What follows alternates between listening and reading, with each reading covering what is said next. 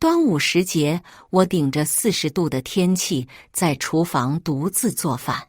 儿媳妇要求我做3种口味的粽子，做20道菜招待她娘家人。我说天气太热，我身子遭不住，你们能帮我吗？可是儿媳妇说，儿媳妇不来你家时，你们天气热就不吃饭吗？天是火热的，但是我的心却凉透了。既然如此，我一个都不伺候，从今以后一别两宽。结果他们却慌了。大家好，开始今天的分享之前，希望你能给人间烟火点个订阅，我将会分享更多优质的内容。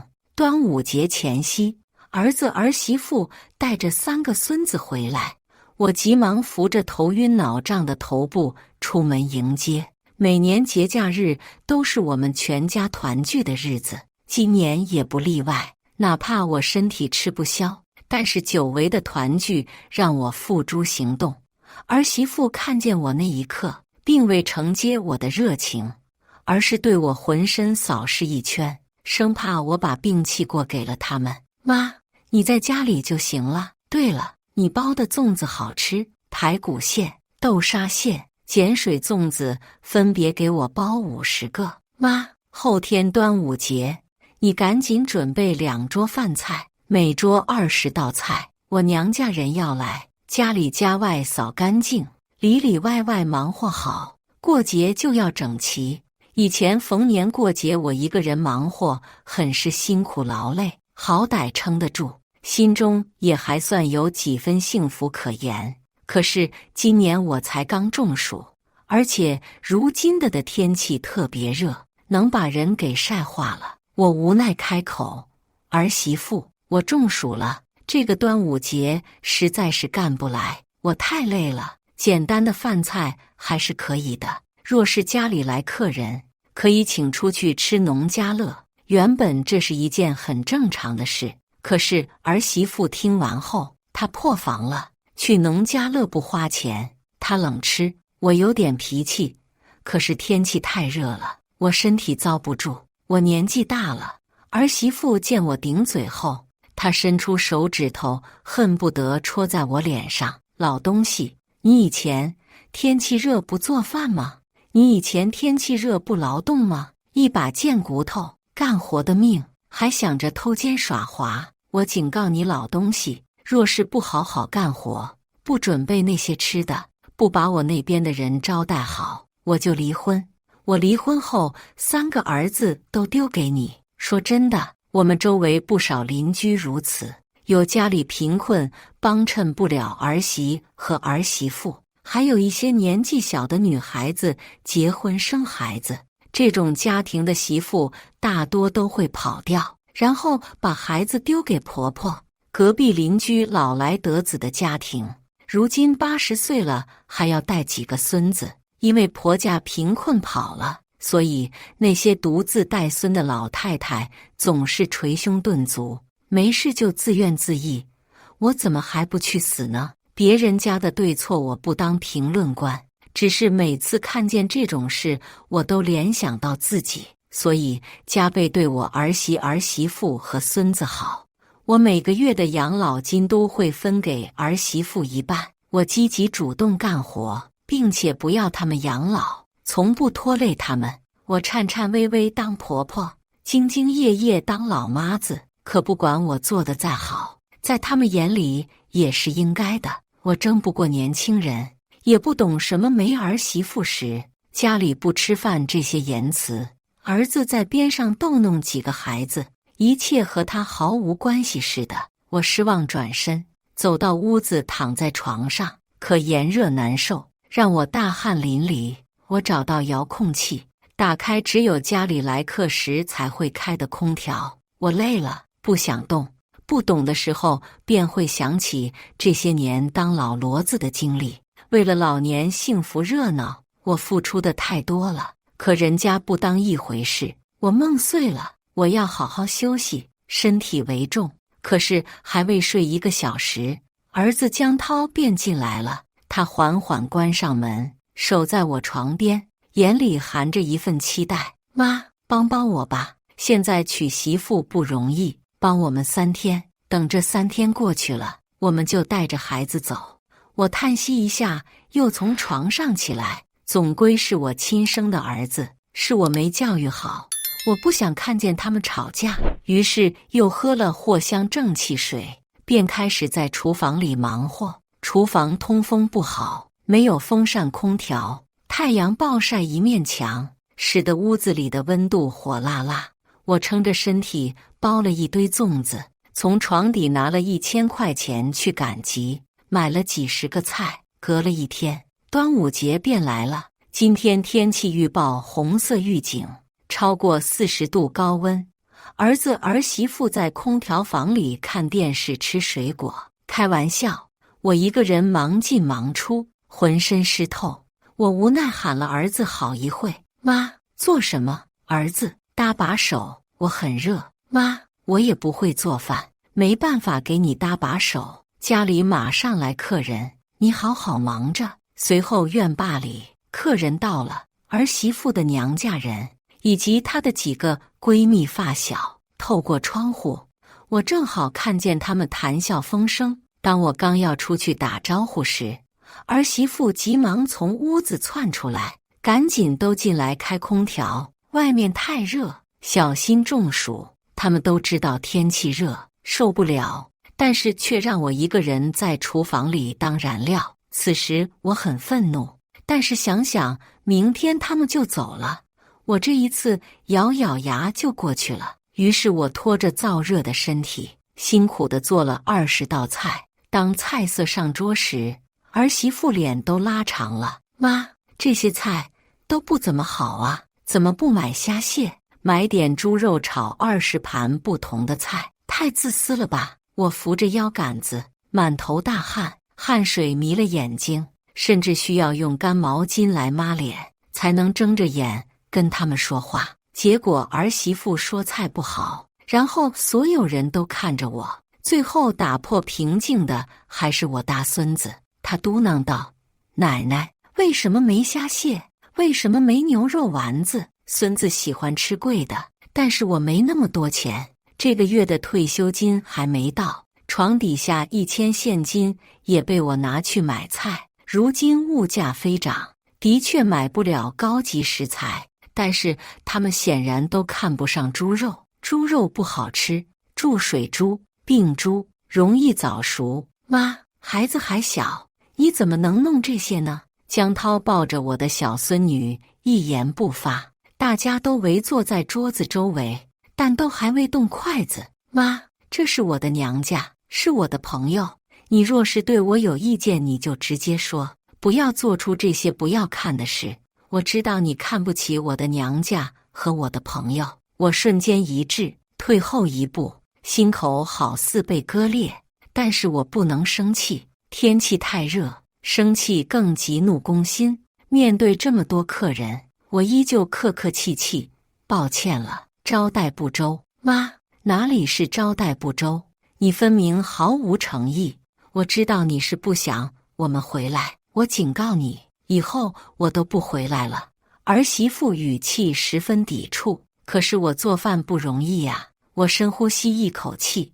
你做饭不容易就不吃饭吗？又不是因为我。你做饭不容易，你一直做饭啊，都做了几十年了，不能因为这次做饭就说不容易吧。儿媳妇语气没有丝毫怜悯。2桌饭菜，最多的就是鱼和猪肉，我做的都是很平常的农家菜，红烧鱼、红烧肉等，人心是捂不热的。其实我早就知道这个道理，但是为了和睦，为了不当孤寡老太太，我向来大量。不过哪怕我以前再大量，可此时我依旧生气了。我下意识便把桌子上的饭菜纷纷端走。妈，你干什么？客人还没吃，你把饭菜端走干什么？我很想掀桌子，但是知道一菜一饭来之不易，对于我这样岁数大的老太婆更是不容易。我会珍惜粮食，留下来慢慢吃，或者送给左邻右舍都可以。左邻右舍都夸赞我厨艺好，随便做的饭菜都好吃。隔壁家的狗都能把我做的饭菜舔个精光。我不会自取其辱，老人家也有心性，老人家也是人。我这些行为惹怒了儿媳妇，她一把薅住我的衣领，狠狠把我推搡一把。老东西，你再给我下脸子！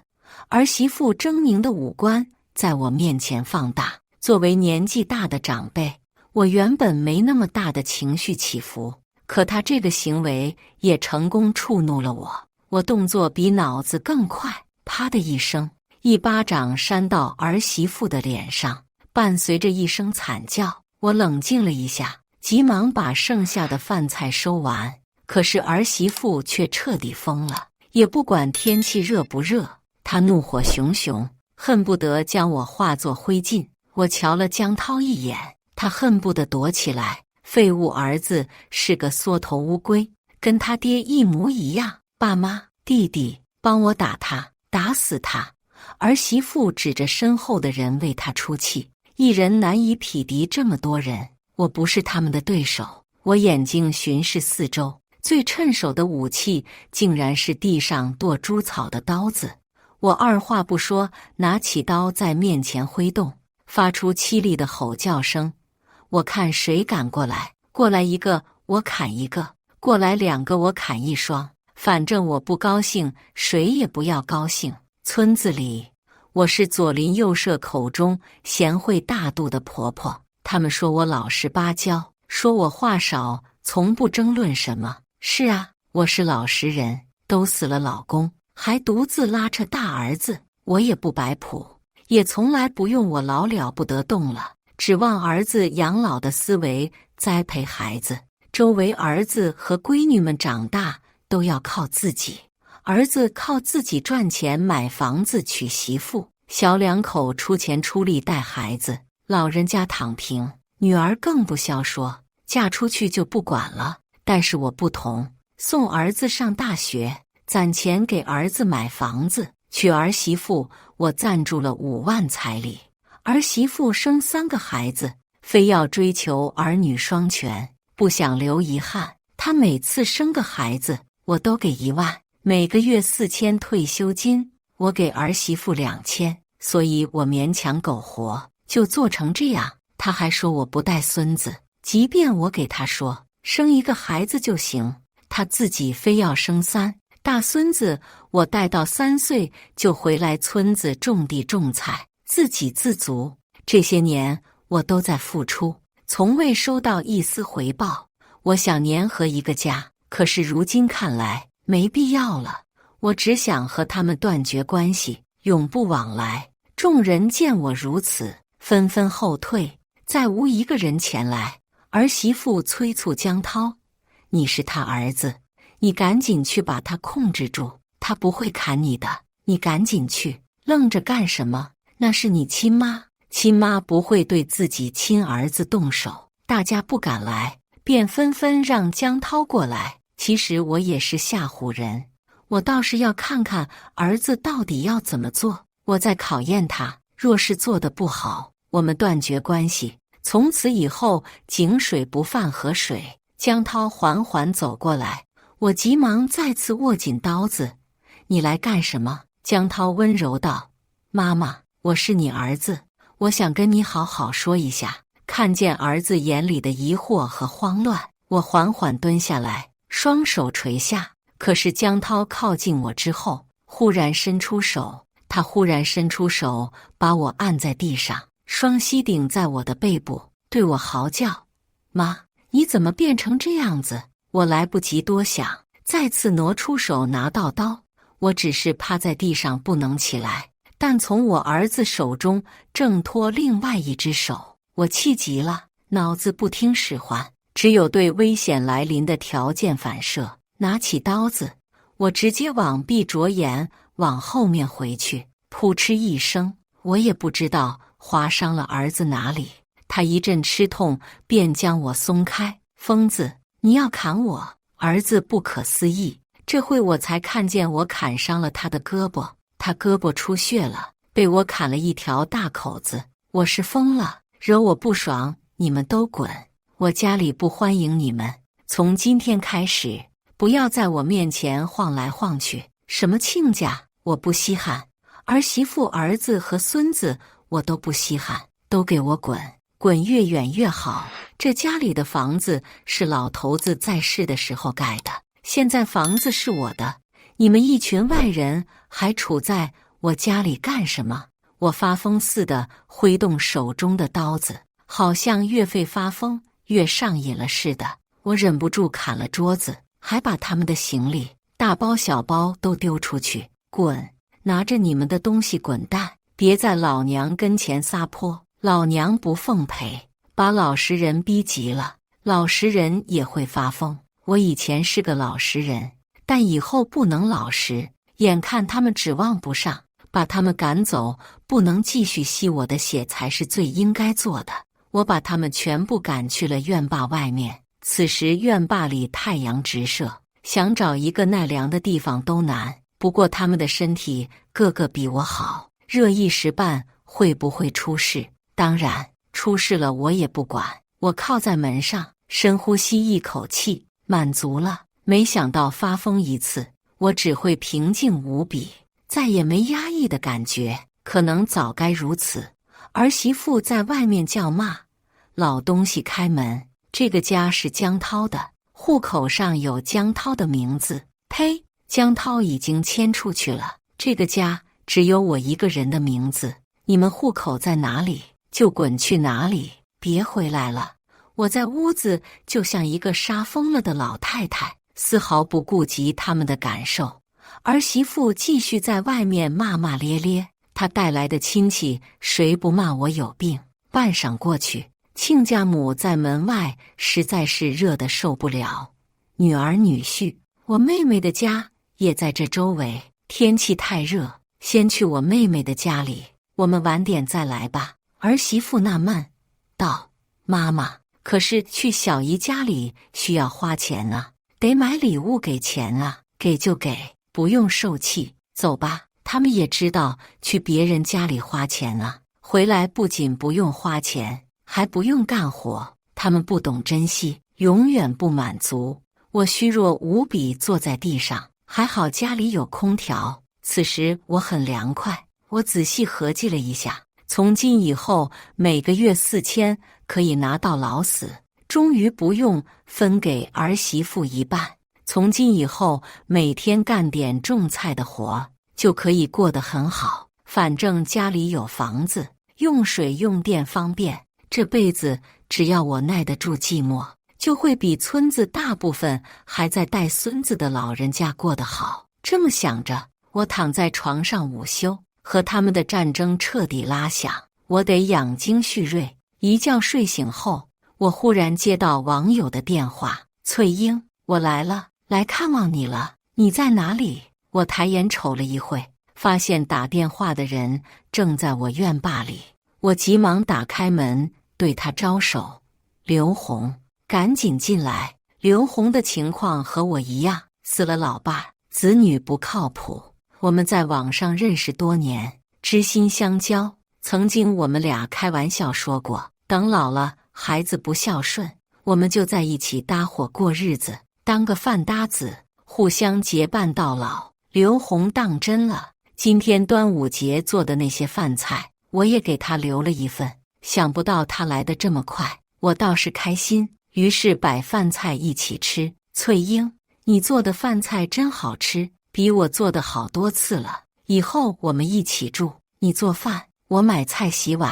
我感怀至深，陌生人尚且能体谅我的辛苦，但是在儿子和儿媳妇的眼中，我就是个废物。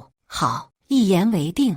刘红吃得欢快，虽然年纪和我差不多，65岁左右，但他体力不错，能吃能干活。吃完饭后，他让我好好休息，他去洗碗，住在我家。他给我交了一笔10万块现的费用，今后跟你住在一起。你们这个地理位置比我们那里好，你们是南方地区，环境好很多。我们北方天寒地冻，这10万你拿着，当我买2间房子。刘红大气，但是我不会收的，我孤苦伶仃，他也一样。两个孤单的人相互抱团取暖。他过来让我得到救赎，这10万我没动，藏起来，改天还给他。当晚，儿媳妇他们没过来闹事，我和刘红好好睡了一个晚上。早上6点，院坝外面热闹了，儿子儿媳妇和亲家2口子来了。他们站在门口使劲地拍门，样子穷凶极恶。翠英，怎么回事？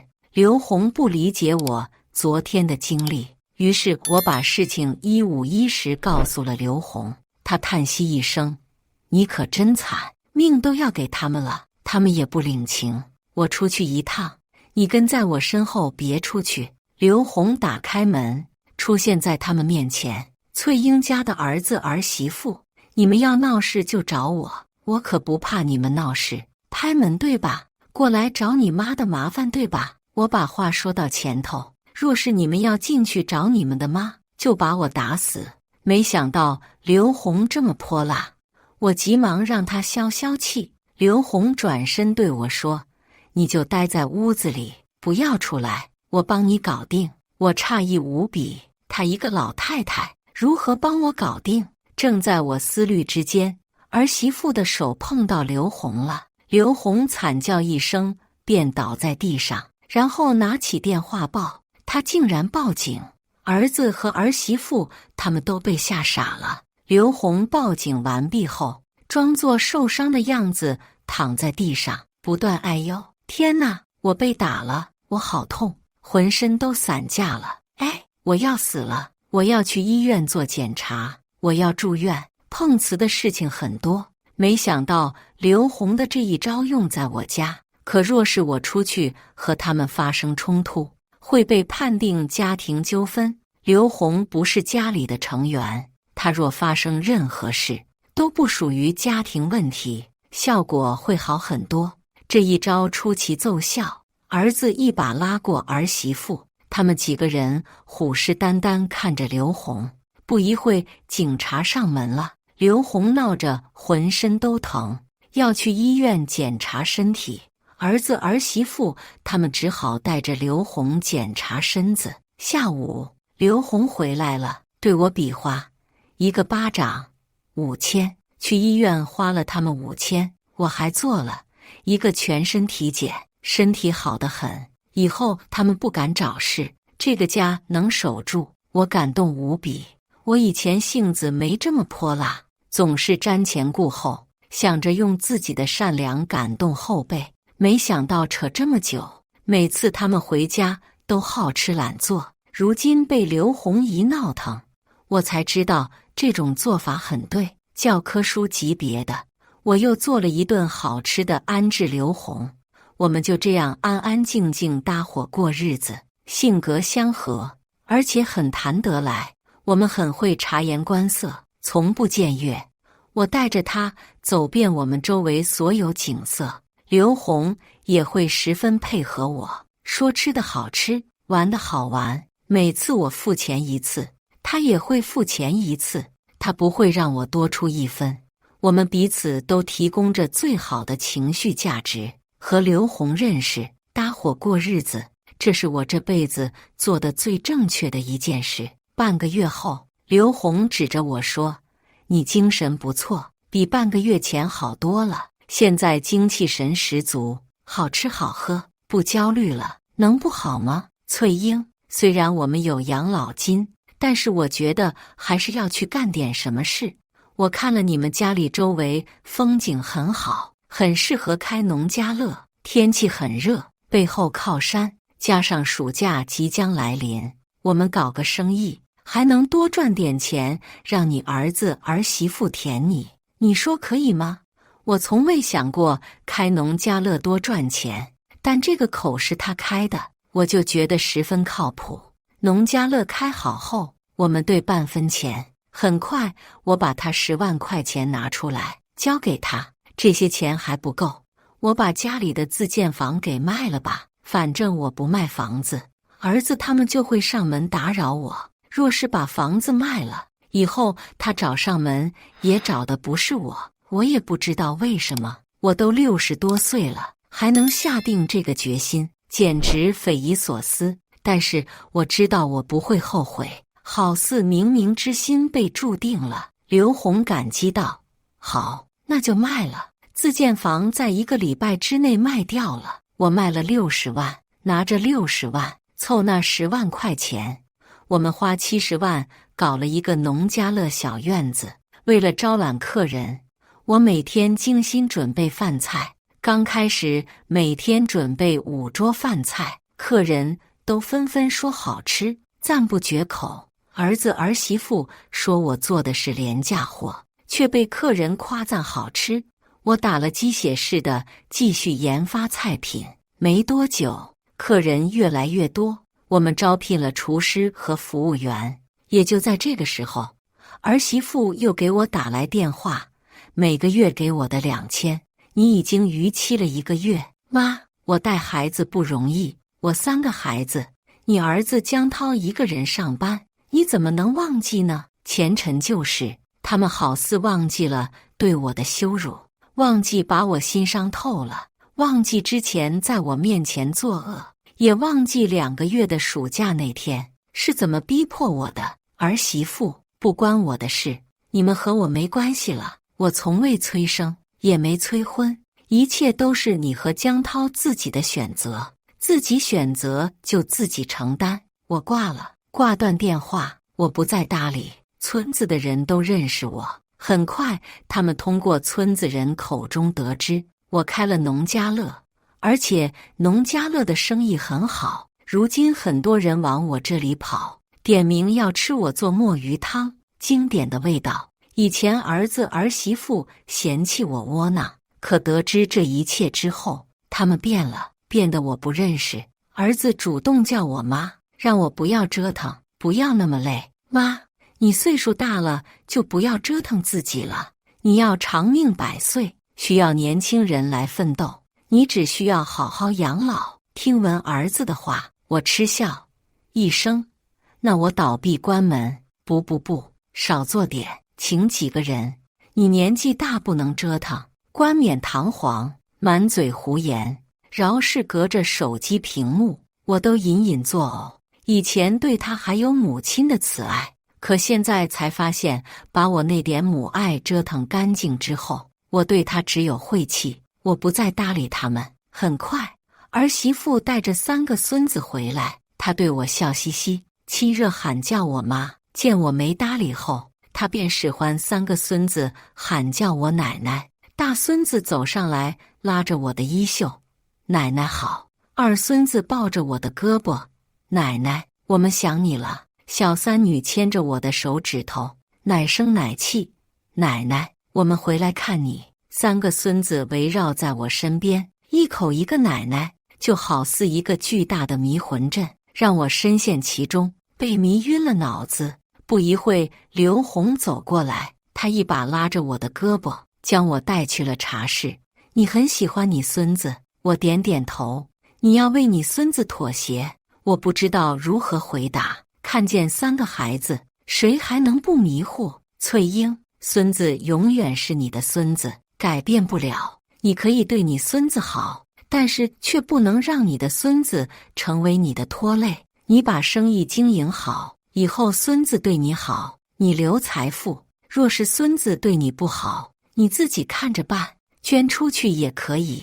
刘红每个字都在我的心尖上敲打，我瞬间觉得他的话十分有道理。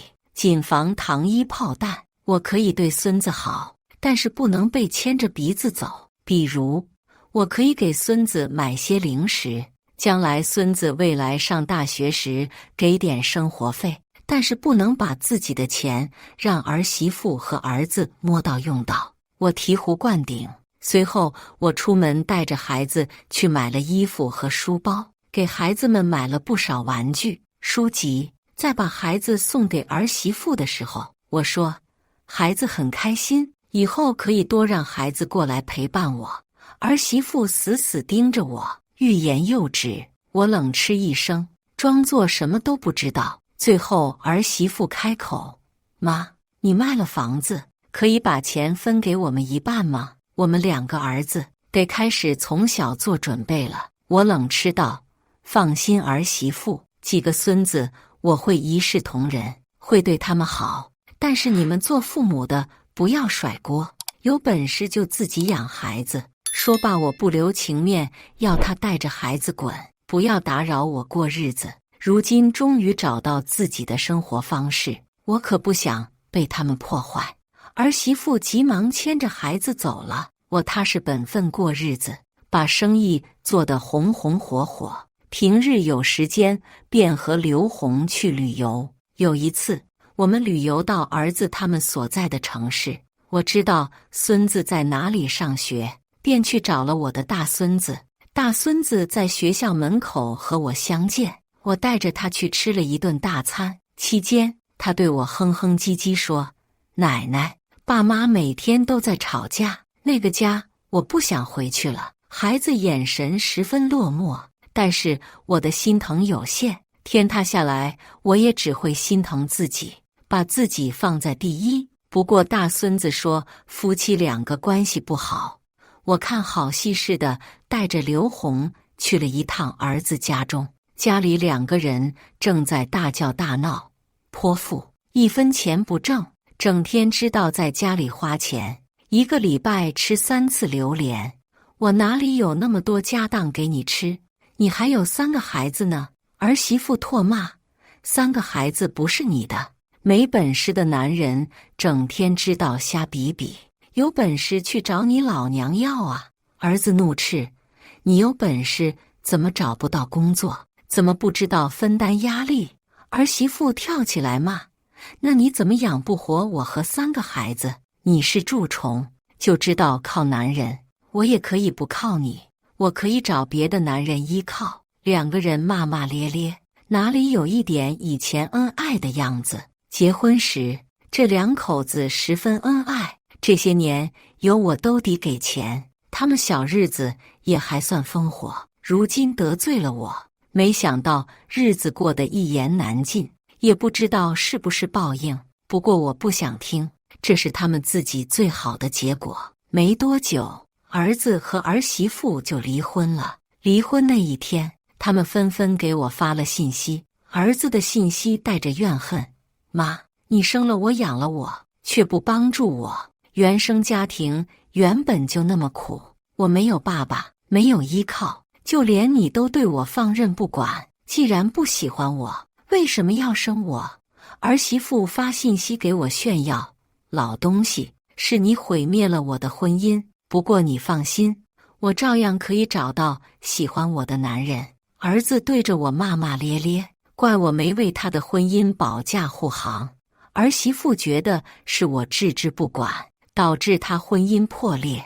2个人避了后，儿媳妇很快改嫁，3个孩子日日哭诉，想着孩子就揪心。刘红对我说：担心什么？直接告你儿子带着3个孩子，但是可以问前妻索要抚养费。是啊，想到儿媳妇那副嘴脸，我又忍不住把儿媳妇告了。哪怕跑到天涯海角，也需要为3个孩子支付抚养费。一家小5口，分崩离析，我只能对3个孩子谆谆告诫。我可以帮一点，但不会接盘。儿子有把3个孩子送回来给我的打算。妈妈，我在上班，没空，3个孩子你帮忙看着一下好不好？村子里不少这种例子。儿媳妇和儿子离婚后，把几个孩子丢给老人家，老人家苦不堪言。这种例子在村子不少，可悲可叹。那些老人身为婆婆，就好似掘了人家祖坟。面对儿子的要求，我显得十分淡定。江涛，你自己的事情直接决绝，孩子我会帮衬一点，但那些孩子不是我生的，当初我没催生催婚，你作为一个父亲，就要承担养育孩子的责任，不要找我。儿子气愤无比，把电话挂断。3个孩子被2个怨偶踢皮球似的，这是孩子的不幸，但是我老了，不会再买单。我当一个心冷绝情的老婆子就行了。半年后，儿媳妇再婚了，再婚嫁给一个带着儿子的男人。儿媳妇竟然给人家当后妈去了。我所在的村子都传遍了儿媳妇改嫁的事。翠英，你儿媳妇又结婚嫁人了，连自己的孩子都不管，就跑去给人家当后妈。你说这以后心里过意得去吗？我不清楚，也不想知道。我只知道儿子焦头烂额，又要上班，又要带3个孩子，每天苦逼不堪。不是对我亲戚卖惨，就在朋友圈里发绝望的文字，生不如死就对了。这辈子他只能打光棍，不会有女人给3个孩子当后妈的。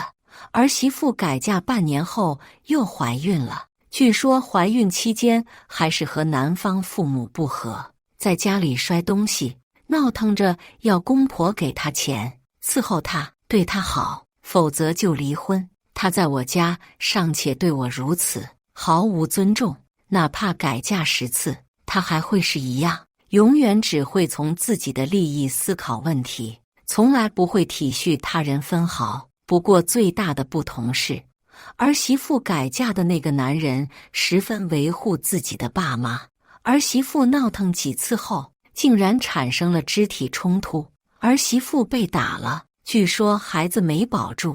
没多久，那家提出离婚，要求儿媳妇退还彩礼。儿媳妇在我家尚且还能待10年，改嫁给别人，前后半年，婆家就受不了，退还彩礼这件事闹上了法庭。儿媳妇前途无路，儿子成为人人耻笑的光棍，守不住媳妇。其实他们才是天生一对。我岁月静好，没事就把他们的经历当画本子，倒也活动舒服。悲惨绝望，贫穷，被3个孩子怨恨，是他们以后的收获。等老了，他们将是最悲惨的人。以上就是今天分享的故事，大家有什么想说的、想吐槽的，欢迎在下方评论交流，也更希望能给人间烟火点个订阅，我将会分享更多优质的故事内容。